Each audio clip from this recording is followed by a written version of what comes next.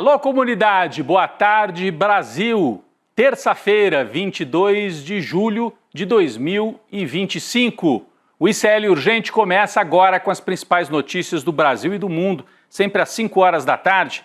Laura Couto com a gente lá da Central de Apurações da redação do ICL. Boa tarde, Laura. Boa tarde, Rodrigo. Boa tarde para todo mundo que está nos assistindo nessa terça-feira. Boa tarde para você que está nos assistindo pelos canais do Instituto Conhecimento Liberta e Eduardo Moreira no YouTube. Para você que está nos ouvindo pela Web Rádio São João em Quixadá e pela Rádio Cultural FM no Rio Grande do Sul. Boa tarde, Laura. Boa tarde para você que mora nesse país em que os patriotas, pelo menos eles se definiam assim, né? Se mostram cada vez mais vira-latas. Daqui a pouco nós vamos mostrar a cena insólita que foi protagonizada pelos bolsonaristas na Câmara dos Deputados. Eles estão defendendo Donald Trump, que quer destruir o Brasil, a economia brasileira. Daqui a pouco vamos mostrar o que aconteceu lá em Brasília. Vamos falar também sobre governadores que pretendem oferecer emprego para o chefe dos vira-latas. Quem que é o chefe dos vira-latas? É o Eduardo Bolsonaro, lá nos Estados Unidos, que está promovendo o ataque ao Brasil em parceria com Trump. Tem 2 governadores que pretendem oferecer emprego para o Eduardo Bolsonaro para que ele não seja cassado como deputado. Daqui a pouco a gente explica essa história. Querem oferecer para ele ser secretário de Estado. Só que ele poderia ser secretário de Estado lá nos Estados Unidos? É o que eles estão propondo. É a turma dos patriotas agindo. Bem, hoje a Câmara dos Deputados passou por uma das cenas mais lamentáveis da sua história. Deputados da oposição bolsonarista protagonizaram um vexame com esta imagem aqui. Você está assistindo no telão. Eles estenderam ali numa das salas de comissão uma faixa em apoio, não ao Bolsonaro, uma faixa em apoio ao presidente dos Estados Unidos, Donald Trump, que acabou de anunciar um tarifaço de 50% sobre produtos brasileiros. Eles estendem a faixa, as fotos são feitas, logo alguém percebe que seria uma foto trágica para a oposição e aí eles recolhem. Nós temos aqui uma arte para identificar quem são os traidores do Brasil, estendendo faixa a favor do Trump, no momento em que o Trump ameaça destruir os empregos e as empresas do Brasil. Quem está segurando a faixa? Ali do lado esquerdo, o tal do Sargento Faur, né? Esse de barba branca ali, careca. Do lado oposto, o Hélio Lopes, muito próximo da família Bolsonaro. Bem à frente aqui na mesa, Luciano Zucco. Todos eles do PL, tá? Do Partido Liberal. Voltando para o lado esquerdo, o Coronel Crisóstomo, que outro dia pediu um novo golpe de 64 para salvar o Bolsonaro. Quem está segurando a faixa também aqui do lado direito, não está com o nome aqui na nossa tela, mas o Guga Noblar me chamou a atenção, é o Delegado Caveira, esse é o nome do elemento.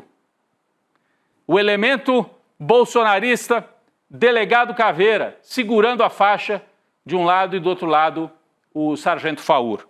É essa gente que diz que é patriota. E isso tudo, gente, vamos ficar um pouquinho mais com a imagem aí na tela, só para você identificar bem. Eu acho importante que essa imagem rode o Brasil para mostrar o que está em jogo hoje no país. Isso tudo aconteceu por causa de uma decisão de Hugo Motta, tomada algumas horas antes. A Laura Couto traz mais detalhes sobre isso. Laura. Rodrigo, esse gesto aconteceu depois da decisão do presidente da Câmara dos Deputados, Hugo Motta, de proibir a realização de reuniões de comissões que tinham o objetivo de apoiar o Bolsonaro contra o STF, principalmente durante o recesso parlamentar. A suspensão das reuniões organizadas pelo Partido Liberal foi tomada momentos antes do início de uma das sessões. A gente tem na tela a íntegra do documento do Motta, mas eu vou destacar aqui o artigo 1.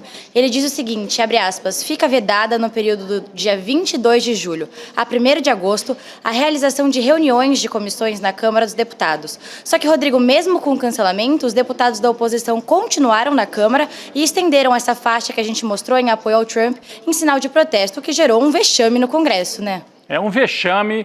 O nosso site também destacou durante todo o dia uma das imagens mais vergonhosas da submissão dos bolsonaristas a Donald Trump. Bom, por que não pode fazer reunião lá? Porque a Câmara não é bagunça, a Câmara dos Deputados, né? Eles já promoveram baderna no 8 de janeiro e querem promover baderna de novo agora. E, além disso, não há condições nem físicas para as reuniões acontecerem. A nossa colega Heloísa Vilela mostrou isso de maneira cristalina. Uma boa e velha reportagem, né?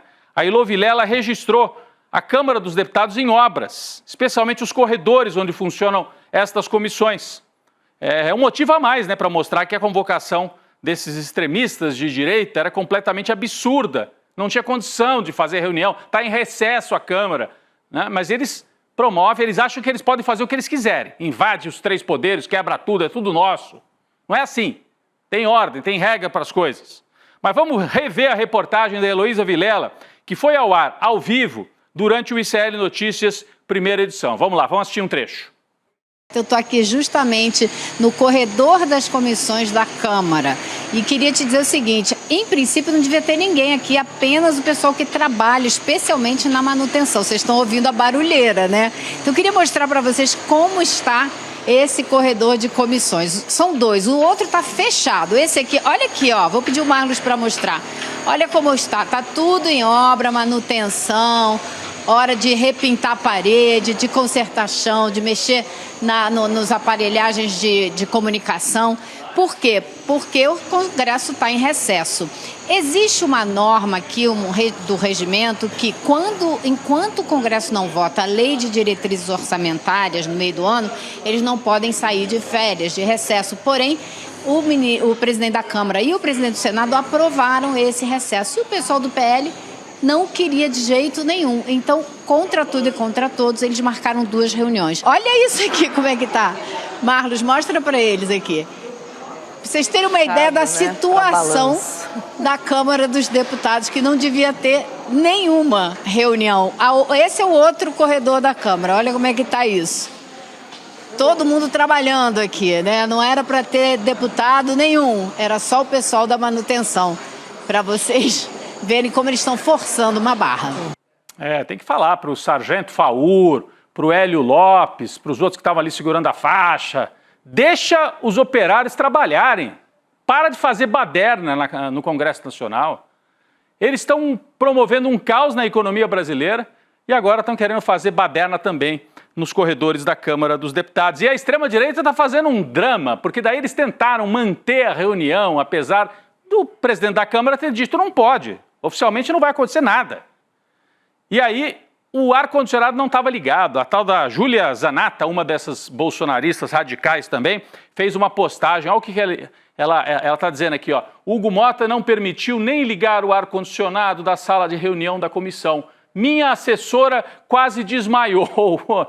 Gente, ó, a extrema-direita já foi mais valente, né? Na Alemanha nazista, na Itália fascista, eles não ficavam choramingando assim, Zanata, né? Seja um pouquinho mais firme aí nas suas convicções. Quer defender a extrema-direita? Siga o exemplo lá da extrema-direita dos anos 30, que você segue, né? Tá demais. Que chororô. Se for chorar, manda áudio, como eles costumam dizer. Chega de mimimi, né? O que você quer que eu faça, Zanata, Júlia? Não sou técnico de ar-condicionado, né? Vamos tocar para frente.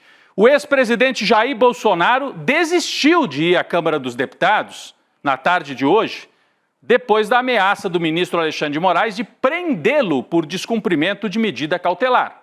O Bolsonaro era esperado justamente aí nessas comissões de segurança pública, relações exteriores, onde eles pretendiam retomar os trabalhos, os extremistas de direita, né? Mas o Bolsonaro acabou não comparecendo.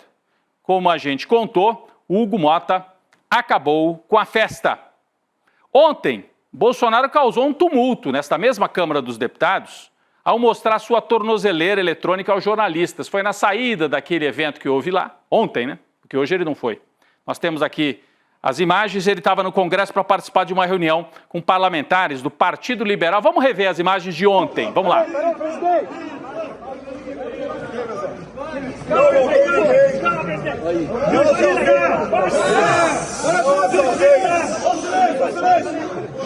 Não roubei os cofres públicos. Isso aí. Não usei recurso público. Tira o celular aí, Dação. Não matei ninguém. Não trafiquei ninguém. Isso aqui é o símbolo da massificação da cidade. Cadê isso? Tem humilhação aqui? Cadê isso? Você tá pensando em você. Calma, galera. Não empurra, não. Silêncio! estão fazendo com o ex-presidente da República. Nós vamos enfrentar a política a todos. O que vale para mim é a lei de Deus. Essa tornozeleira é a libertação do Brasil. Essa cena aí pode levar o Jair Bolsonaro para a cadeia. O Alexandre de Moraes já tinha avisado. Não é que ele não pode fazer postagem só na conta dele. Ele não pode fazer tumulto com o processo, tentar jogar a sociedade contra o Poder Judiciário. Um réu, mais ou menos como um dirigente do PCC, de uma facção criminosa, chegar na televisão e atacar o judiciário. O que você acha que o juiz faria? Estaria preso na hora, se tivesse endereço conhecido. Estaria preso na hora. Bolsonaro, por enquanto, está escapando da prisão, mas esta cena aqui pode levá-lo para a prisão. Segundo assessores, hoje, com medo, Bolsonaro deve permanecer na sede nacional do PL até a hora de se recolher para casa, como determinou Alexandre de Moraes. Aliás, vence hoje, exatamente às 21 horas e 13 minutos, 9 horas da noite, mais 13 minutos, o prazo de 24 horas dado pelo ministro Alexandre de Moraes aos advogados de Bolsonaro. Moraes determinou que esses advogados esclareçam se o ex-presidente descumpriu medidas cautelares ao protagonizar estas cenas aqui, exibindo a tornozeleira como se fosse uma vítima e dizendo que só acredita na justiça divina. Ele pode até acreditar na justiça divina. Aliás, ele disse, eu não matei ninguém. Bolsonaro, 700 mil mortos na pandemia, boa parte dessas mortes evitáveis, se você tivesse trabalhado pela vacina e não contra a vacina. Então, Bolsonaro, você pode não ter apertado o gatilho, mas você foi mandante de um crime continuado, aí que durou meses no Brasil, com a morte de milhares de brasileiros. Então, os advogados têm até as 9 horas e 13 minutos de hoje para esclarecer por escrito o que o Bolsonaro pretendeu com isso e se ele está assumidamente contrariando as ordens judiciais. Dependendo da resposta, Bolsonaro pode amanhecer na quarta-feira guardado pela Polícia Federal, por assim dizer. Né? Bom, Alexandre de Moraes advertiu que caso a defesa não se manifeste, poderá decretar imediatamente a prisão do réu logo depois das 9 horas da noite. Está aqui o relatório do Alexandre de Moraes. Decido, intimem-se os advogados regularmente constituídos por Jair Bolsonaro para, no prazo de 24 horas, prestarem esclarecimentos sobre o descumprimento das medidas cautelares impostas. Então ele está afirmando, o Alexandre de Moraes, que foram descumpridas. Sob pena de decretação imediata da prisão do réu, nos termos do artigo 312 do Código de Processo Penal, desse ciência a Procuradoria-Geral da República, publique-se. Documento assinado digitalmente. Está muito claro. Para o Alexandre de Moraes, já houve o descumprimento. Ele está indo passo a passo, para não dizerem que ele está sendo assodado, apressado. Vão explicar. Se a explicação for convincente, quem sabe espera um pouco. Se não, cadeia já na quarta-feira para o Jair Bolsonaro. São várias medidas cautelares que ele tem que cumprir, além da tornozeleira, tem que cumprir estas outras relativas às redes sociais. E falando das medidas cautelares de Jair Bolsonaro, o ministro do STF, Luiz Fux, surpreendeu algumas pessoas ontem. Laura Couto tem mais detalhes sobre a decisão tomada pelo Luiz Fux e anunciada já tarde da noite de ontem e com repercussão durante todo o dia de hoje, não é isso, Laura? Rodrigo, não sei se foi muito surpreendente, mas mesmo com a maioria no STF, o ministro Fux votou contra o uso da tornozeleira eletrônica e a aplicação de outras medidas cautelares ao Bolsonaro. Com um placar de 4 votos a 1, o Fux ficou isolado no julgamento e o ministro afirmou que a Polícia Federal e a PGR não apresentaram novas provas de qualquer tentativa de fuga empreendida ou planejada pelo ex-presidente e que, portanto, não se vislumbra a necessidade, nesse momento, em concreto, das medidas cautelares impostas. O Fux ainda criticou a proibição do uso de redes sociais por parte do Jair Bolsonaro, dizendo que essa medida confronta a cláusula pétrea da liberdade de expressão, Rodrigo. Pois é, e aí, Laura, a gente precisa lembrar do passado não tão distante do Luiz Fux, né? Em 2018, Lula foi preso injustamente. O Fux suspendeu uma decisão que havia sido tomada pelo Lewandowski, colega dele, também ministro do Supremo, e o Fux proibiu Lula de dar entrevistas antes da eleição de 2018. Então, naquela época não podia, mas agora ele está chateado que o Bolsonaro está fazendo todo esse auê, e acho que o Fux queria mais. Fux, você quer que o Bolsonaro invada ou mande invadir, né, como fizeram em 8 de janeiro, o Supremo Tribunal Federal? O que você está esperando, Luiz Fux? Luiz Fux era lavajatista, punitivista, quando isso servia para punir Lula e os setores aí de esquerda. Agora ele virou um garantista de todas as liberdades, inclusive da liberdade de dar golpe, Luiz Fux. Eu acho que ele está preocupado mesmo em manter o visto para ir para a Disney e poder brincar ali com Pateta na Disney. Talvez seja a maior preocupação hoje de Luiz Fux. O nosso colega, o Luiz Nassif, só para explicar para quem... ele é um dos 3 ministros que não sofreram sanções por parte do Trump. Por que será, hein? Os 2 bolsonaristas raiz e mais o Fux. Então o Fux assumidamente está do lado da extrema-direita. O nosso colega Luiz Nassif escreveu um texto muito interessante retomando a trajetória do Luiz Fux, que foi indicado para o Supremo pelos governos do PT, hein?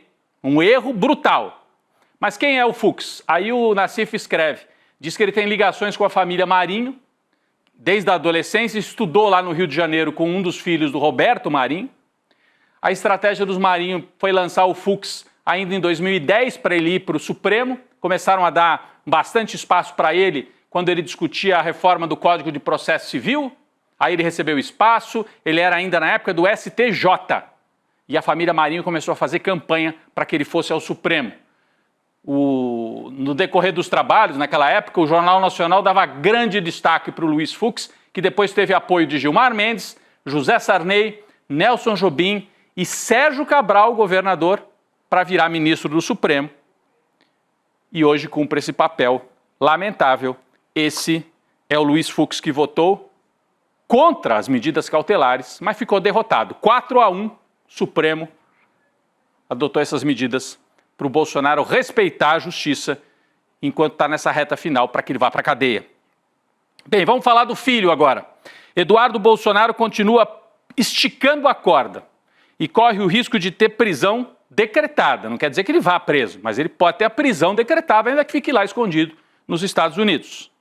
Mesmo assim, as articulações do deputado, ainda deputado, seguem a todo vapor com seus aliados. Ele tenta salvar o mandato e planeja o futuro político. Não é isso, Laura? Traz os detalhes para a gente das informações que circularam hoje sobre Eduardo Bolsonaro. Rodrigo, os governadores da oposição procuraram o Eduardo Bolsonaro com uma solução política para garantir a manutenção do mandato legislativo dele. A ideia é nomear o filho 03 do ex-presidente Jair Bolsonaro como secretário estadual.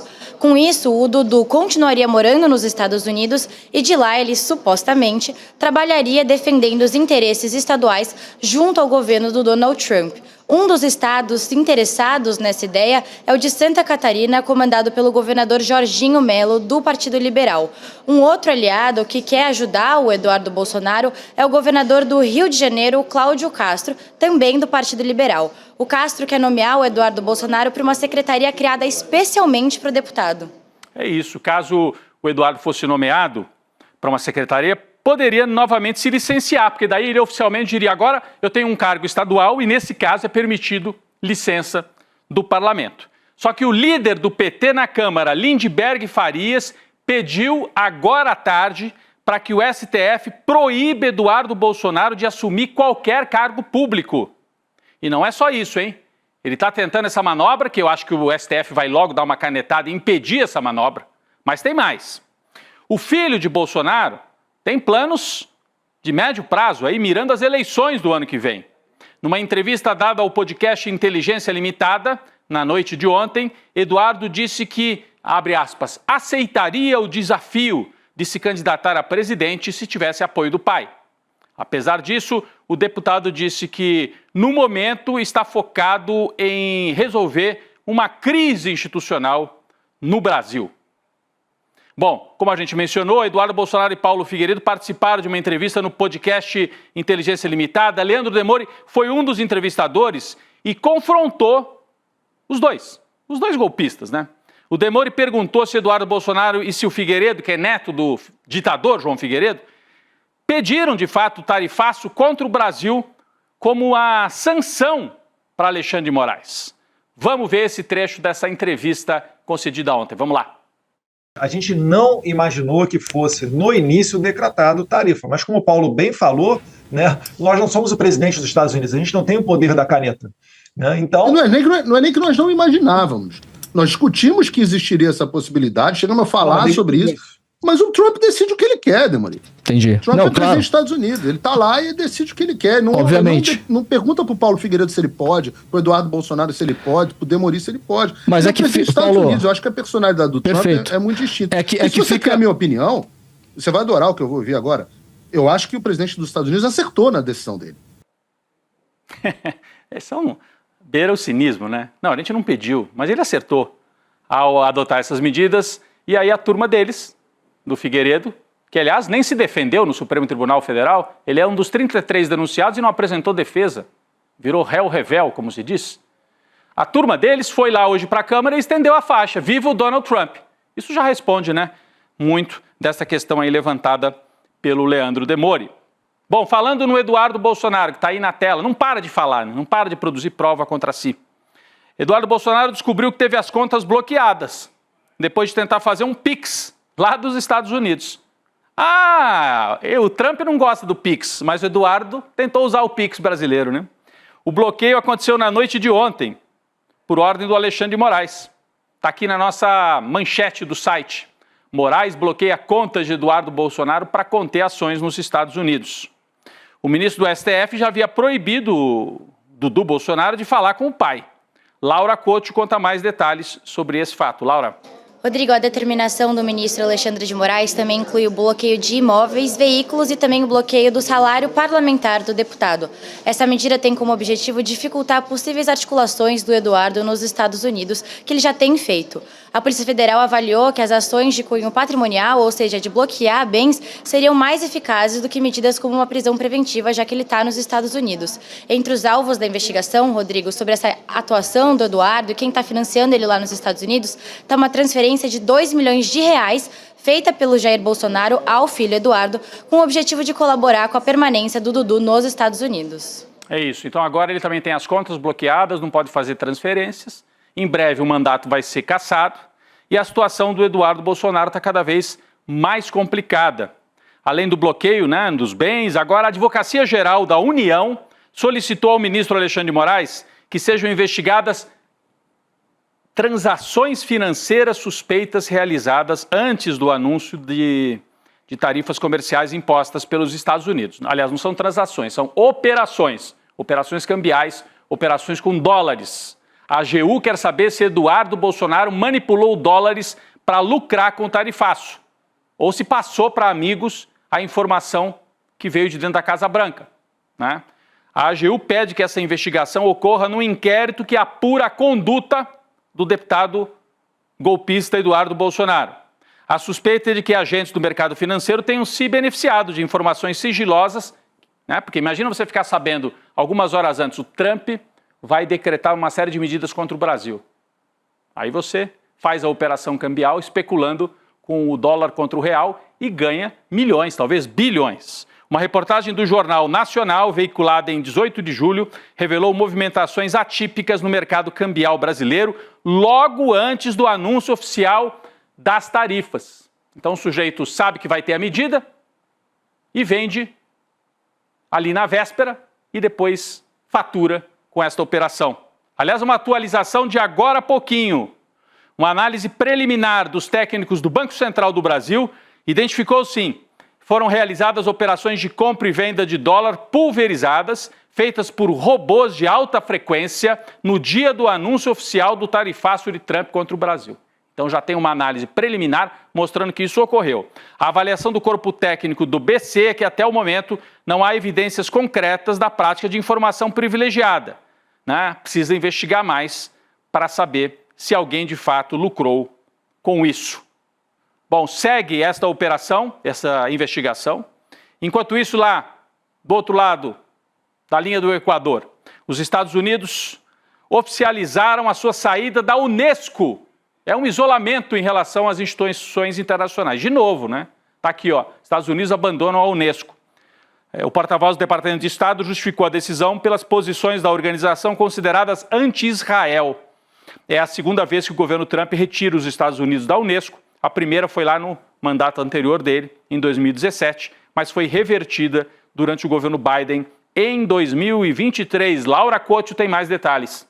Rodrigo, segundo uma pesquisa encomendada pela emissora norte-americana CBS, a aprovação do presidente estadunidense caiu e a desaprovação subiu. A taxa de aprovação caiu para 42%, depois de registrar 45% em junho e 47% em abril desse ano. A pesquisa também identificou que a imigração foi o tema que mais influenciou a percepção negativa dos eleitores sobre o governo atual do Donald Trump. Rodrigo. Então tá aí, tá com um saldo bastante negativo. Eu pedi para a nossa equipe separar aqui, eu vou mudar para esta câmera. Essa pesquisa que a Laura acabou de trazer é uma pesquisa específica divulgada pela CBS, né? Mas a gente tem, o New York Times faz a média das pesquisas. Tá vendo essa tela aqui? Cada pontinho desse aqui é uma pesquisa e com isso eles são capazes de estabelecer uma curva média de desaprovação e de aprovação. Olha como foi abrindo a desaprovação em relação à aprovação. Então você tem, na média, 53% desaprovam e só 44% aprovam. Piorou bastante a situação do Trump em apenas 6 meses no cargo. É uma situação para a gente prestar bastante atenção.